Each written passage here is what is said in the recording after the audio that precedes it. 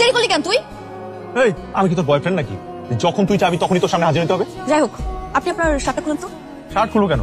আমি বোতাম সেলাই করবো। দোস্ত, কালকে রাতের বেলা না আমি একটা রোমান্টিক নাটক দেখছি। ওই নাটকের মধ্যে যে নায়িকা আছে না, তার বয়ফ্রেন্ডের শার্টের বোতাম সেলাই করে দেয়। এত কিউট একটা সিন, আমি না কাঁদছি। এখন আর মাথা থেকে সিনটা নামতেছি না, বন করে ঘুরতেছে। এই জন্য তোকে ডাকছি বোতাম সেলাই করতে। পাগল একটা, আস্তা পাগল। গিয়ে তো বয়ফ্রেন্ডের শার্ট সেলাই কর যা।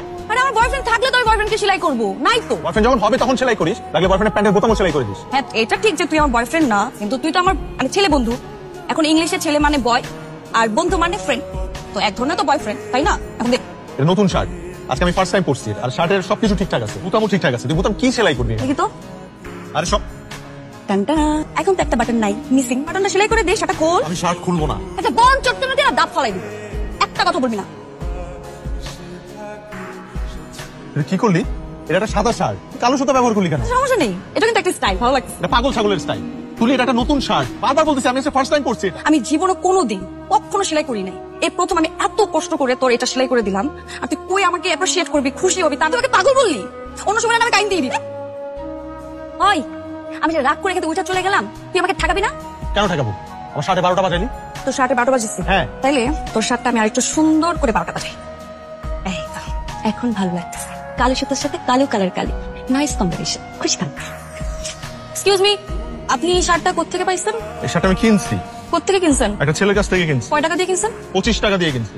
এই দামি শার্টটার মাত্র 25 টাকা দাম?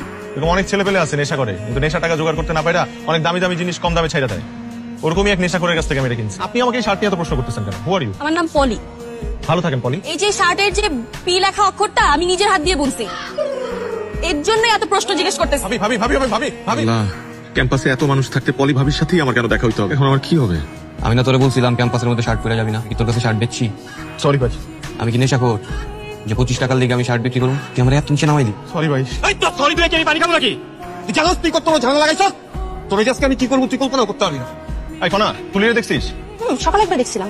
আচ্ছা এখন কই থাকতে পারে বলতে পারিস? না, তা বলতে পারবো না, কিন্তু আজকে দেখলাম সেই সেজে গুজে। তোর ফোনটা দে তো, আমার ফোনটা বন্ধ হয়ে গেছে, একটা ফোন দিব। এই তুলি তুলি আমি রানা, ফোনটা কাটিস না। শোন, আমি টিএসসি তে গেছিলাম, তুই ওখানে ছিলি না।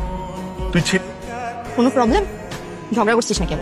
আরে পাগলের সাথে কে ঝগড়া করে? ও একটা ছেলের প্রেমে পড়ছে, আজকে নাকি ছেলের সাথে প্রথমবার দেখা করতে যাবে, আর আমাকে সাথে নিয়ে যাবে। কেন? আমি কি তোর বডিগার্ড? সত্যি বলতেছিস তোর সাথে ওর কিছু নাই? পাগল নাকি? তুই এরকম করতেছিস কেন? না, কি করলাম? চুলে কি করছিস? চুলে রিং করছি আজকে। রিং আমি শুনছি হার্টে পড়াই, তুই চুলেও পড়াইছিস। তুই কি কই হলে যাবি এখন? হ্যাঁ, হলেই যাচ্ছি। তুই কই যাচ্ছিস? আমি তো রাস্তা রাস্তায় ঘুরবো, দুপুরে খাই নাই তো, ক্ষুধা লাগছে। যদি কেউ খাওয়ায় তাহলে আল্লাহর কাছে দোয়া করবো খাই। আজকে আমি তোকে ট্রিট দিব। আয়। কনা বেগম কেমন আছেন? তুই আমার সাথে এভাবে কথা বলতেছিস কেন? তোর বয়ফ্রেন্ড কোথায়? আমাদের সাথে পরিচয় করিয়ে দিবি না? বয়ফ্রেন্ড মানে?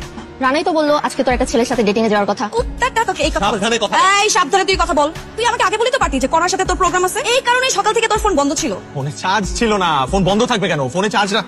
নে, খা। খাবারটা এখন সুন্দর করে খা। না না না, খা না, করে খা আর সুন্দর করে তোরা প্রেম কর। ওকে, বেস্ট অফ লাক। কি রে, তোর কি কোনো লজ্জা শরম নাই? তুই আবার আমার হলের সামনে আসছিস কেন? তোর এই কর্নার ডার্লিংটা কোথায়? প্রথমত আমার ডার্লিং না, আর দ্বিতীয়ত পুরা ক্যাম্পাস তোরে খুঁজছি। খুঁজতে খুঁজতে কনার সাথে দেখা। কনাকে জিজ্ঞেস করলাম তোকে দেখছে কিনা, বললো দেখছে। তারপর ওর ফোনটা নিয়ে তোকে ফোন দিলাম, তুই ফোনটা কেটে দিলি। তারপর আমি বুঝবো কি করে যে তুই কোথায়? তাই বলে তুই তোর ডার্লিং কনাকে নিয়ে ডেটিং এ চলে যাবি? ডেটিং না, ভাত খাইতে গেছিলাম। Happy birthday. পেতনি হয়ে বেঁচে থাক শত শত বছর। তুই না আসলে একটা কুত্তা। যা, থ্যাংক ইউ। তুই হুট করে চলে যাওয়ার সিদ্ধান্ত কেন নিলি? আমি এখন বিয়ে করবো।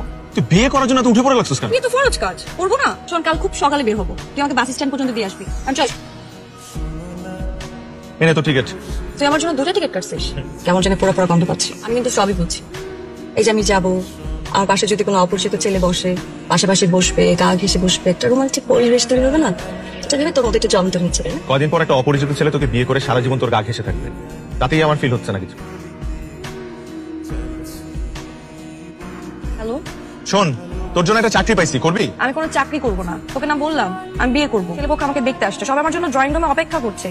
তুই জানিস না শাড়ি পরার কি ঝামেলা? শাড়ি পরা এত ঝামেলা হলে শাড়ি পরার দরকার কি? আমি জিন্স পরে বিয়ে করবো নাকি?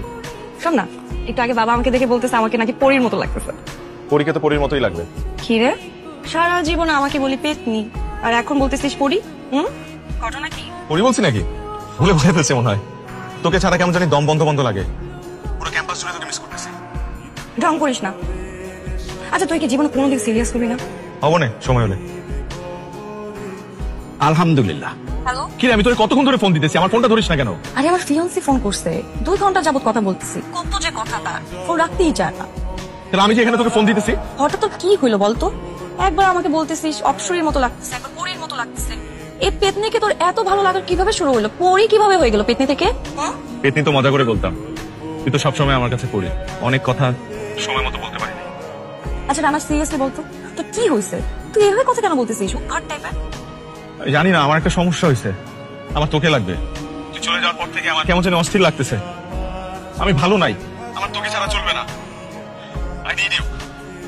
আমি তোকে অনেক ভালোবাসি দোস্ত, প্লিজ অন্য কাউকে বিয়ে করিস না দোস্ত। তোর বাবাকে বল বিয়েটা ভেঙে দিতে। এই কিভাবে বিয়ে ভাঙবো?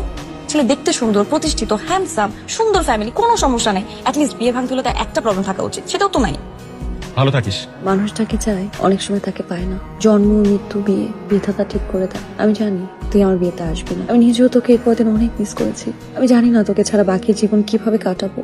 তুই ভালো থাকিস, নিজের যত্ন নিস।